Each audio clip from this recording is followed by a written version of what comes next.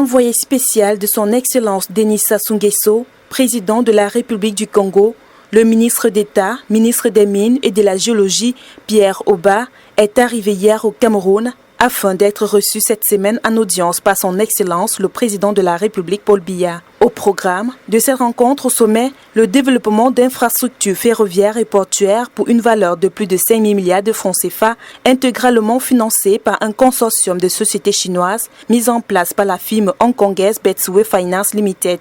Cette dernière, par l'intermédiaire de sa filiale locale, Sangha Mining Development, vient de voir ses efforts couronnés en République du Congo. Elle s'y est en effet vue attribuer 3 permis d'exploitation, dits Avima, Badondo et Nabeba, par décret présidentiel en date du 30 novembre 2020, ainsi que 3 conventions minières signées le 13 mars dernier, le tout pour une durée de 25 ans. Le débat est désormais de savoir si le transport du dit minerai se fera par Pointe-Noire, le principal port de la République du Congo, ou par Kribi, notre fleuron national. À la clé, plusieurs dizaines de milliers d'emplois générés par les milliers de milliards de francs CFA d'investissements infrastructurels prévus. C'est tout l'enjeu des rencontres ayant lieu cette semaine. Dans son discours, à l'occasion de la prestation de serment du 6 novembre 2018, son Excellence le chef de l'État a brillamment exposé qu'ensemble, nous continuerons à développer nos infrastructures de transport, routes, ports, aéroports, au bénéfice de notre économie, mais aussi pour faciliter les communications avec nos voisins.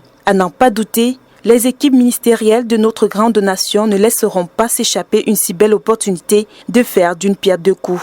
Galvaniser la croissance de notre économie d'un côté, tout en respectant l'imminente volonté du président Paul Biya de l'autre.